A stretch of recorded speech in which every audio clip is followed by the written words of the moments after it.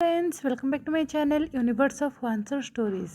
First of all, to all of my viewers, happy Diwali. हाँ, मैं ये जानता हूँ कि कुछ लोगों के लिए आज दिवाली नहीं है, लेकिन हमारे यहाँ पर आज के साथ साथ कल भी दिवाली मनाया जाएगा, क्योंकि कुछ तिथि वगैरह है, जिसके चलते प्लीज़ इग्नोर कीजिए वो बैकग्राउंड में जितने भी नॉइज़ आ रहा है वो भी पटाखों का। तो चलिए शुरू करते हैं हमारे स्टोरी माई अनलिव्ड ओमेगा के पार्ट नंबर 5 को। मुझे पता है आप लोगों को कुछ याद नहीं होगा, क्योंकि 1 महीना हो चुका है इसका जो 4th पार्ट है अपलोड होने को, इसीलिए मैं उस पूरे स्टोरी के बारे में छोटा सा रिकैप दे देता हूँ। ये स्टोरी ऐसा है कि हमारे वेवुशियन एंड विंग 2 ट्विन ब्रदर हैं, जिनका शादी यानी कि वेवुशियन का शादी लानोंग जी के साथ तय किया गया था, लेकिन वो उस शादी से भाग गया, जिसके चलते उसके जगह पर उसके ट्विन ब्रदर यानी कि विंग को वेवुशियन बनाकर उस लानोंग जी के साथ शादी करवा दिया गया है। और हाँ, पूरी कल्टीवेशन वाल को ये बिल्कुल भी मालूम नहीं है कि वे क्लान का दूसरा कोई वारिस यानी कि जो ओमेगा वारिस है वो और कोई नहीं विंग है, क्योंकि विंग बहुत ही ज़्यादा कमज़ोर है, जिसके चलते उसके डैड यानी कि वचनसा के कहने के मुताबिक उससे पूरी दुनिया से छुपाया गया था। और इन सब के अलावा हमारे विशन जो भागकर चला गया था शादी से, वो किसी और की वजह से नहीं, अपने नानी यानी कि बाउंसर शरण के कहने पर किया था। तो हमने पिछले पार्ट में ये देखा था कि कांगसे शरण अपने मॉम के पास गए थे शियान यानी कि विभूषण के बारे में पूछने के लिए, लेकिन विभूषण के बारे में बाउंसर शरण ने कुछ भी नहीं कहा था और उन्हें ये टॉन्ट भी मार दिया था कि वो उनके यानी कि उन लोगों के बिहेवियर की वजह से वो उस शादी से भागा होगा। जिसके बाद कांगसे शरण रोते हुए वहाँ से चले जाते हैं। उसके बाद हमें दूसरी तरफ दिखाया जाता है विभूषण को, विंग को, ओके अभी भी लानवांग जी के पेरेंट्स के जो क्वार्टर है उसके गार्डन में लेटा हुआ था, क्योंकि उस जगह पर उसे बहुत ही सुकून मिल रहा था और उसे अभी अपने मॉम का भी याद आ रहा था, जिस चीज़ को वो किसी को नहीं बताने के लिए सिचन से परमिशन मांगकर वहाँ पर रुक गया था, जबकि सिचन और लानवांग जी वो दोनों वहाँ से चले गए थे।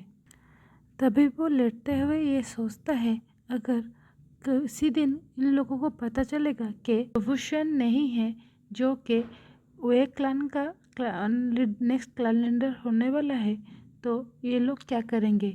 और जब ये उन लोगों को ये भी पता चलेगा कि वो एक नॉर्मल इंसान है, ना कोई कल्टिवेटर। जिस बात को सोचते सोचते वो इतना ज़्यादा खो गया था कि उसे ये बिल्कुल भी मालूम नहीं चलता कि उसके पास एक व्हाइट सा खरगोश आकर उसके सर के पास बैठा हुआ था, जो कि उसे टुकुर टुकुर देखे ही जा रहा था। तभी हमें दूसरी तरफ लानवांग जी को दिखाया जाता है, जो कि जब लांचीरन से बातें करने के बाद उनके क्वार्टर से वापस जा रहा था अपने क्वार्टर की ओर, तभी वो देखता है लांचीचन को, जो कि कुछ काम के सिलसिले में ही अंकल से मिलने के लिए जा रहे थे। तभी वो लानवांग जी उन्हें वो करते हुए कहते हैं, ब्रदर आप यहाँ पर, और क्या आपने मास्टर वे को क्वार्टर पर छोड़ दिया है। जिस बात को सुनने के बाद सिचन कहते हैं, नहीं, उन्होंने कहा कि वो थोड़ी देर हमारे पेरेंट्स के क्वार्टर पर रुकना चाहते हैं। जिस बात को सुनकर वांग जी चौंक जाता है और उनकी ओर देखकर कहता है, क्या, और आपने इन्हें परमिशन दे दिया। इस बात को जब हमारे सिचन सुनते हैं तो वो गुस्से में अपने आईब्रो को उठाते हुए कहते हैं वांग जी की ओर देखकर कि ये मत भूलो, अभी वो तुम्हारे हस्बैंड है, जिसके वजह से वो उनके भी इन लॉज का घर है, उस घर पर उनका भी हक है, तो मैं परमिशन देने वाला होता कौन हूँ। जिस बात को सुनने के बाद वांग जी अपना सर झुका लेता है और क्योंकि उसे ये रियलाइज हो गया था कि वो मैंने गुस्से गुस्से में क्या गलत कह दिया है। तभी वो अपने ब्रदर के ओर आगे सर झुकाते हुए कहते हैं, सॉरी मैंने गलत कहा, मैंने कहा, मैं ये कहना चाह रहा था। तभी सिचन गुस्से में अपने हाथों को उसे दिखा देते हैं स्टॉप होने के लिए, जिस बात से वांग जी चुप हो जाता है। तभी लान सिचन कहते हैं, मुझे पता है तुम ये शादी करने के लिए तैयार नहीं थे, लेकिन तुम उनके साथ ऐसा बिहेवियर नहीं कर सकते, ये मत भूलो।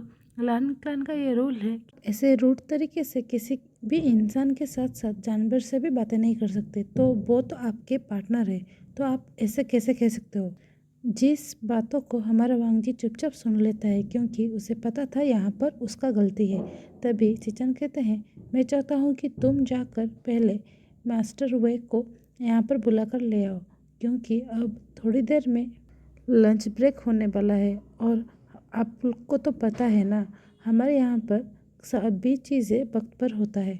जिस बात को सुनने के बाद वांगजी उन्हें वो करते हुए वहाँ से चला जाता है अपने पेरेंट्स के घर की ओर।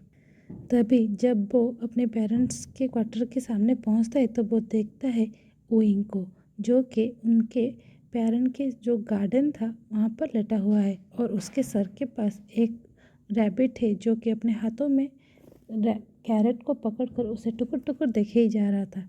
जिस बात को देखकर वांगजी के फेस पर एक स्माइल आ जाता है, लेकिन वो अपने फेस को उसके एक्सप्रेशन को छुपा लेता है और जाकर विंग के पास जाकर खड़े होते हुए विंग को और देखकर कहते हैं, मास्टर वे।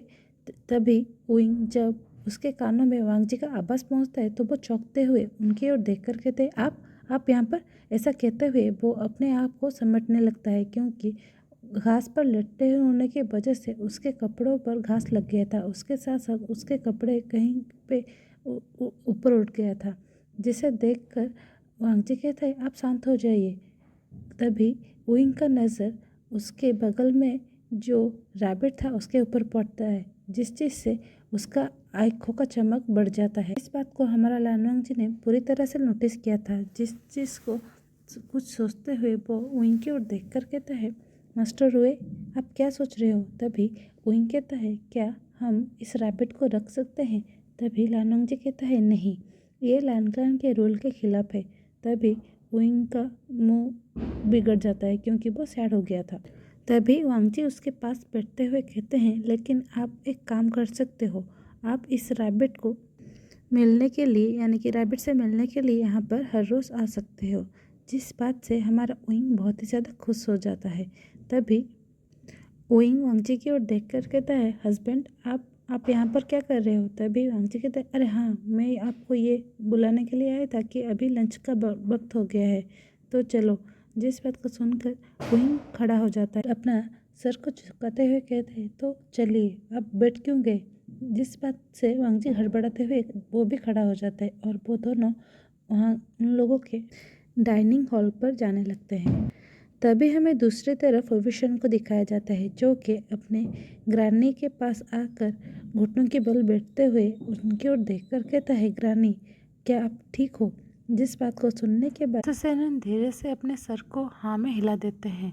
तभी साओ सिंचन नॉक करते हुए उस कमरे के अंदर आते हैं और उन लोगों के आगे सर झुकाते हुए कहता है, हम उन लोगों का खाना तैयार हो गया है, तो चलिए।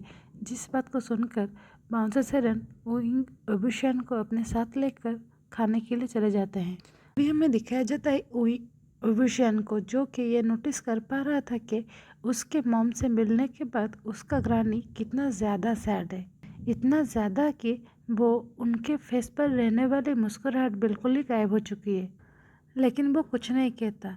तभी हमें दिखाते हैं जब वो तीनों मिलकर अपना लंच कर रहे थे, तभी अचानक से विशन कहता है, ग्रानी, क्या आपको पता है जब उन लोगों को पता चलेगा कि विंग एक आम इंसान है तो वो कैसे रिएक्ट करेंगे? तभी बाउंसर सर कहते हैं, मैं किसने कहा कि तुम्हारा ट्विन ब्रदर यानी कि विंग एक आम इंसान है?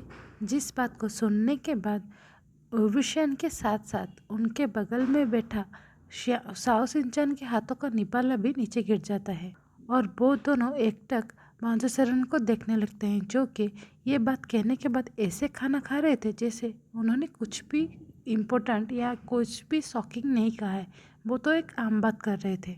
तभी हमें दूसरी तरफ दिखाया जाता है हमारे वांगस्यान जब लंच ख़त्म करने के बाद अपने क्वार्टर की ओर जा रहे थे, तभी विंग वांगजी की ओर देख कर कहता है, हस्बैंड।